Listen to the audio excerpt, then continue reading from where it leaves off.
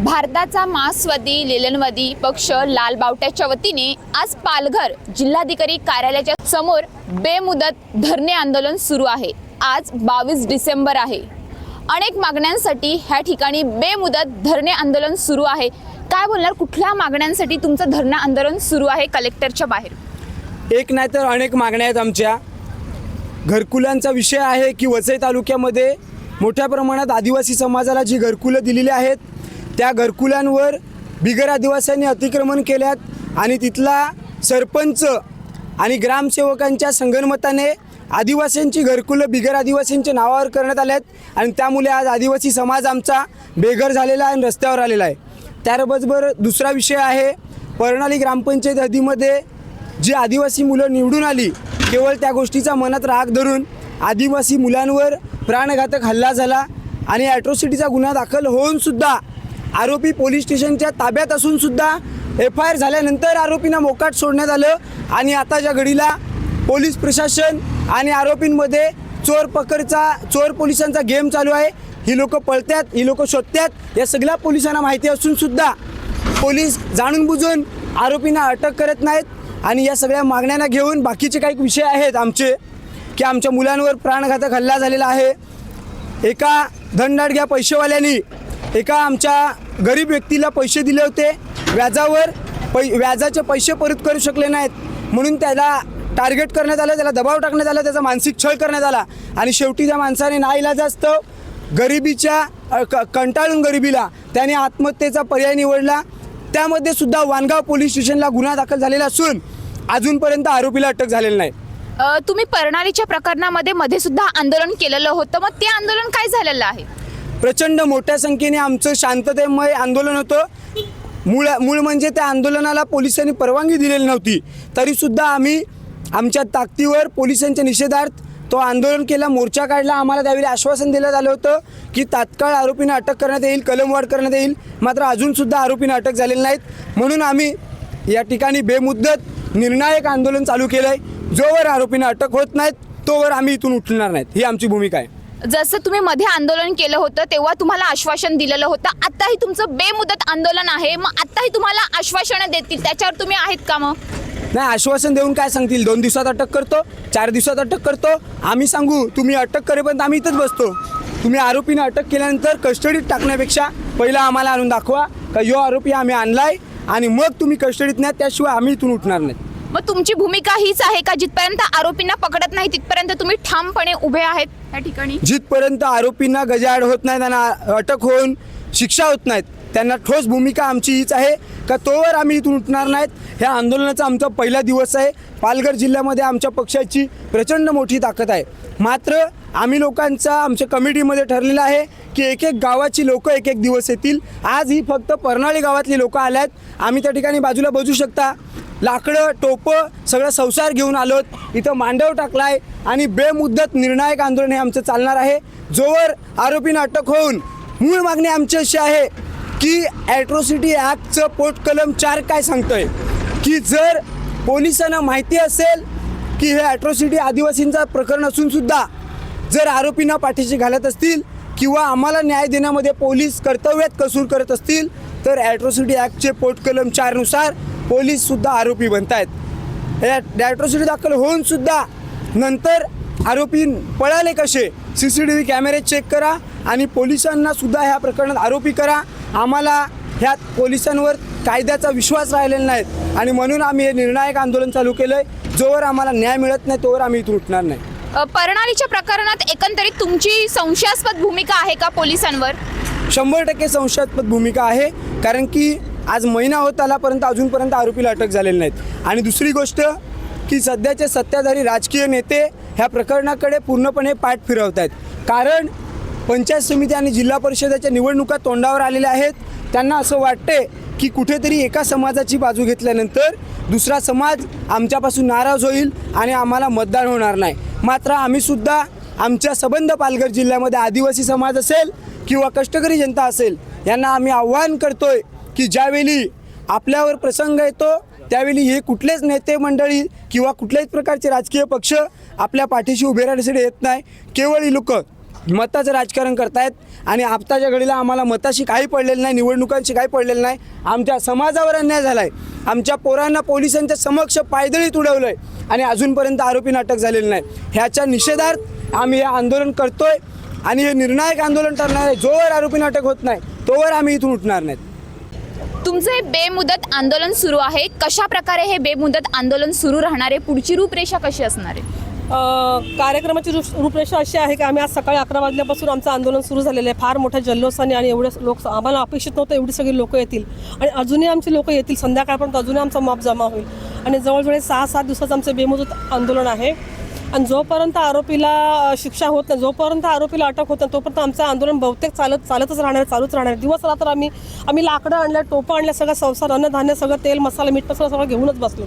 जोपर्यंत आरोपीला अटक होत नाही तोपर्यंत आम्ही इथून काही उठणार नाही. परनाळीतल्या गावात जो प्रकार घडला त्या प्रकारानंतर तुम्ही ट्रायबल एरिया केलेला, जिल्ह्याचं विभाजन केले की नाही? जिल्ह्याचं विभाजन केलं 2014ला. विभाजन करून तुम्ही काय त्याच्यातून सार्थक मिळालं होतं? तो एक जिल्हा बरोबर चांगला होता. उलट निदान सांगायला तर होतं का बाबा पूर्ण एवढ्या मोठ्या ठाणा आणि पालघर जिल्ह्यामध्ये सगळी एक जिल्हा एकत्र आहे.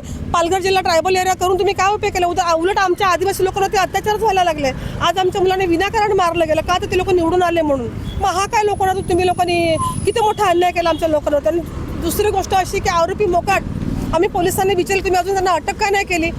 ते श्रीनगरला आहेत, श्रीनगरचं लोकेशन मिळालं, त्यानंतर जैसलमेरचं लोकेशन मिळालं. ते फिरतात म्हणजे याचा तुम्ही लोकांनी टेबला खोलून पनीर घेतलं, पैसे पोलिसांच्या आशीर्वादाने सुरू आहे का हे सगळं? पोलिसांच्या आशीर्वादाने सुरू आहे.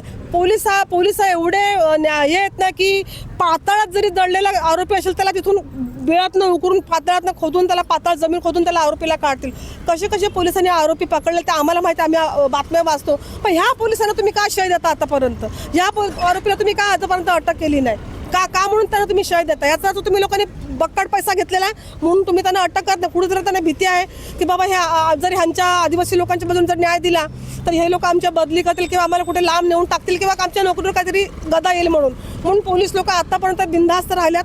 त्यांनी भरपूर पैसा घेतलेला हा आमचा त्यांच्यावर आरोप आहे. कारण 1 महिना झाला जवळजवळ त्या प्रकरणाला अजून त्या लोकांनी अटक केलेली नाही. 1-2 पकडा तर बाकी सगळे मोकाट सुटलेत. का? म्हणून बिगर आदिवासी आहेत म्हणून.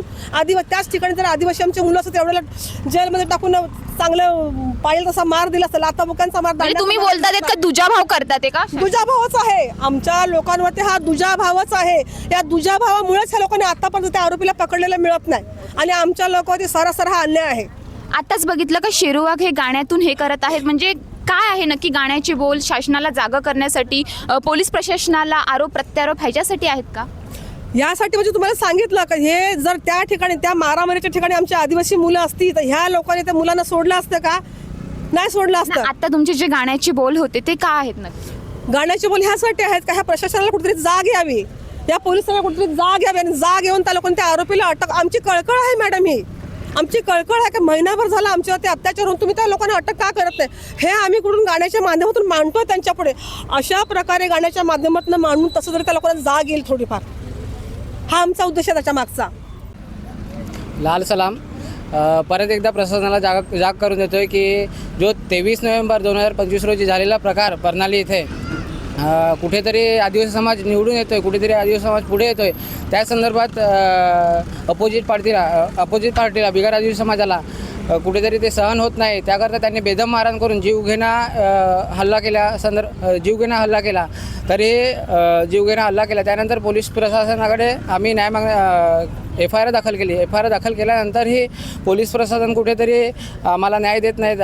ॲट्रॉसिटी ॲक्ट गुन्हा अंतर्गत दाखल असूनही पोलीस प्रशासन अटक करत नाही. ह्या संदर्भात पोटकलम 4 नुसार पोलीस प्रशासनावरतीही कारवाई हवी आणि जोपर्यंत आरोपी अटक होत नाहीत तोपर्यंत आमचे बेमुदत आंदोलन हे संपणार नाही. आम्हाला आश्वासन नको, आम्हाला कृती करून दाखवावी. जोपर्यंत आरोपी आमच्या समोरून आणून पोलीस कठोळीत नेत नाहीत तोपर्यंत आम्ही इथून हलणार नाही. जे हे धरणं आंदोलन सुरू आहे ते कशा प्रकारे सुरू आहे? तुम्ही ह्याच्या 2-3 दिवस अगोदर हे धरणं आंदोलनाचे पूर्ण आयोजन केलेलं असेल ना, का कशा प्रकारे करायचं त्याबद्दल? आम्ही आयोजन तर झालं 1 महिना झाला करून. आमचं एवढंच म्हणणं आहे की आमच्या गरीब मुलं नाही, कोणाचा हक्क घेतला नव्हता, कोणाचा हक्क चोरून बिरून घेतला नाही. ज्यांनी चोरून घेतला ना त्यांनी आमच्या मुलांना मारलं आहे म्हणून ते चोरून राहिलेत. तर आमचं म्हणणं एवढंच की आमच्या मुलांना न्याय भेटला पाहिजे आणि आम्हाला न्याय भेटल्याशिवाय आम्ही इकडनं जाणार नाही. आम्ही उपाशी राहू कशी पण राहू पण आम्ही इथे करू. आमच्या मुलांना न्याय भेटला पाहिजे. पोलिसांनी तिकडनं पनीर खाऊ दे की कोणी खाऊ दे आम्हाला त्याची लेणं देणं नाही. आमच्या मुलांना आम्हाला न्याय पाहिजे म्हणजे पाहिजे. बस मी एवढंच बोलणार. बेमुदत धरणे आंदोलनामध्ये अशी सुद्धा मागणी आहे, कंपनीच्या विरोधामध्ये आहे. ती कंपनीचा मुद्दा नक्की काय आहे? सरावली येथे अनधिकृतपणे चालू असलेली go green Ecotech solution private limited हे सरकारी वरद हस्ताने चालू असणारी कंपनी आहे मॅडम. कंपनीला कुठलीही बांधकाम परवानगी नाही आहे. कंपनी MIDCतून केमिकल जमा करून सदर केमिकल शेतकऱ्यांच्या शेतात, बोरिंगमध्ये, नाल्यात फेकते, जमिनीत गाडते. त्याच्यामुळे मोठ्या प्रमाणात प्रदूषण होते. हे प्रदूषणाविरोधात मी अनेक ठिकाणी CPCB, MPCB, जिल्हाधिकारी अनेक ठिकाणी तक्रारी केल्या. त्या तक्रारीच्या अनुषंगाने ठाण्यावरून एक पथक पालघर येथे त्या कंपनीच्या विभागामध्ये पाहणीसाठी आलं. परंतु त्या पथकाबरोबर तिथे गेले असताना कंपनीच्या व्यवस्थापकांनी आणि गावगुंडांनी मला व माझ्या भावाला अमानुष अशी मारहाण केली व मला जीवे मारण्याचा प्रयत्न केला. माझ्यावर दरोडा टाकून माझे सोनं, पैसा, गाडी आणि मोबाईल हे हिरावून घेतले. जल, जीवन आणि जंगल याच्यासाठी हा माझा पर्यावरणप्रेमी म्हणून एक लढा होता की पालघर जिल्ह्यातल्या शेतकऱ्यांचा आणि भूमिपुत्रांवर जो अन्याय होतो, ज्यांचे जमिनी नापीक होतात किंवा ज्यांचे जलस्रोत हे दूषित होतात, ह्याच्या विरोधात जो माझा लढा होता त्या लढ्यासाठी लालबावटा हा पक्ष आणि माझे सर्व साथीदार माझ्या सोबत इकडे आलेले आहेत. त्यांचा मी अत्यंत आभारी आहे. आणि जिथपर्यंत मी प्रदूषणमुक्त पालघर जिल्हा करत नाही तोपर्यंत मी हा लढा असाच सुरू ठेवणार आहे. आणि मी पोलीस प्रशासनाला एक सांगतो ह्यांच्या सर्वांच्या आणि तुमच्या माध्यमातून की किती गुलामगिरी करणार आहात. जर का 20 ते 25 आरोपी अमानुषपणे मारहाण करतात, ते 4 ते 5 जणांची नावं मी दिलेली आहेत, तर फक्त सरकारी दडपशाहीसाठी आणि पैशासाठी लाचार होऊन तुम्ही त्यांना मोकळं रान दिलेलं आहे आणि जिल्हा प्रशासनाने या कंपनीला अभय दिलेलं आहे. तर लवकरात लवकर एक सरकारी अधिकारी म्हणून आणि देशाचा सामान्य नागरिक म्हणून लवकरात लवकर कठोरात कठोर कारवाई करावी आणि सर्वसामान्यांना न्याय द्यावा ही विनंती करतो. सर, आता आरोपी कुठे आहेत आणि तुमच्यावर मारहाण झालेली एवढं तरी पण तुम्ही ठामपणे त्या गोष्टीसाठी आहेत का? पुढे सुद्धा तुमचा लढा सुरूच राहणार आहे का? मॅडम, 150 वर्ष लढाई करून आपल्या देशाला स्वातंत्र्य मिळालेलं आहे आणि ह्या देशाची भूमी अनेक क्रांतिकारकांनी आणि त्याच्या सर्व समाजाचे, सर्व जातीचे, सर्व धर्माचे लोक होते आणि त्यांनी त्याग करून आपल्याला ही स्वतंत्र भूमी मिळालेली आहे. आणि ह्या स्वतंत्र भूमीची अशी वाताहत असताना मी माझ्या उघड्या डोळ्याने पाहू शकत नाही आणि म्हणून माझा हा लढा मरेल तिथपर्यंत चालूच राहणार आहे. आणि पालघर जिल्ह्याला प्रदूषण मुक्तीच्या दिशेने आपण सर्वांनी मिळून करूया. आरोपी अटकेत आहेत का मोकाट आहेत? आरोपी मॅडम मोकाट आहेत. त्यांच्या ऑफिसमध्ये, कंपन्यांमध्ये, पोलीस स्टेशनला अक्षरशः पोलिसांकडे जाऊन बसतात. अक्षरशः त्यांचे सेटलमेंटचे कामं चालू झालेली आहेत. आणि पोलीस प्रशासन करते काय? फक्त पैसे घेणार, गप्प बसणार. बाकी आरोपींना पाठीशी घालण्यासाठी गरिबांना न्याय नाही, इकडे पर्यावरण कार्यकर्त्यांना न्याय. पालघर जिल्ह्याच्या पोलीस प्रशासनाचे लखतरं अक्षरशः पालघरच्या वेशीवर टांगलेली आहेत. सर, बघायला गेलं तर परनाळीच्या प्रकरणामध्ये पण पोलिसांची संशयास्पद भूमिका आहे, तसंच कंपनीच्या बाबतीत पण तेच आहे. नक्की काय आहे? विशिष्ट जाती प्रवर्गातली लोक मॅडम, माझ्या ह्याच्यामध्ये पण सेम जाती प्रवर्गाची लोक आहेत. अतोनात असा पैसा कमवलेला आहे 2 नंबरच्या धंद्यातून. त्याचे असंख्य धंदे आहेत, माझ्याकडे पुरावे आहेत आणि याच्या पुढे पुराव्यानिशी मी त्या ह्याच्यामध्ये तक्रारी करणार आहे. 2 नंबरच्या धंद्यातून पैसा कमवायचा, पैसा कमवून प्रशासन, शासन आणि पोलीस यंत्रणा आपल्या हाताची धरायची आणि गरिबांवर आणि कार्यकर्त्यांवर अन्याय करायचा, त्यांना मारहाण करायची. त्यांना म्हणजे ढोराला आणि कुत्र्या मांजरांना पण आपण मारहाण नाही करत, अशी अमानुष मारहाण ह्यांनी आदिवासी बंधूंना आणि आमच्यासारख्या प्रामाणिक कार्यकर्त्यांना केलेली आहे. ह्याचा मी निषेध करतो. मग आता आरोपी मोकाट आहेत, मग तुमची मागणी काय आहे? लवकरात लवकर आरोपींना अटक करावी आणि योग्य ती कलमं त्यांच्यावर टाकावी. थातूरमातूर कलमं टाकून कोर्टात जाऊन एका दिवसात बेल घेऊन येणार आणि परत आमच्या उरावर बसायला मोके येणार, असं चालणार नाही. हा देश कायद्याचा आहे, संविधानाप्रमाणे चालणारा आहे आणि हा संविधानाप्रमाणेच चालला पाहिजे. पालघर जिल्हाधिकारीच्या समोर बेमुदत धरणे आंदोलन सुरू आहे. आता बघूया ह्यांच्या कार्यकर्त्यांच्या मागण्या पूर्ण होतात की त्यांना कागदावरच आश्वासन दिलं जातं, आश्वासन पूर्ण होतं की नाही.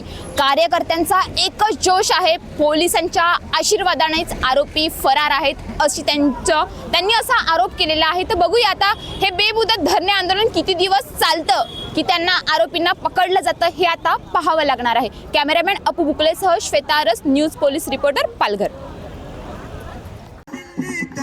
दरबार भरला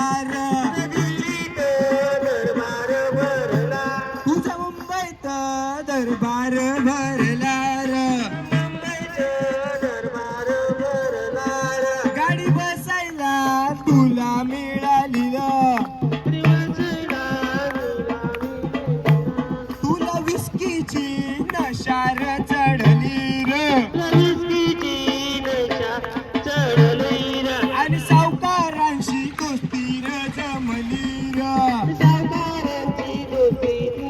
बघा मित्रांनो असं पुढारी अरे येलकोट उचल पुढारी येलकोट उचल पुढारी काय रुबाब वर्णलार इस्त्री कडक झब्यालार अशाच ताज्या बातम्यांसाठी आमच्या न्यूज पोलीस रिपोर्टर चॅनलला लगेच सबस्क्राईब करा आणि बेल आयकॉन दाबायला विसरू नका.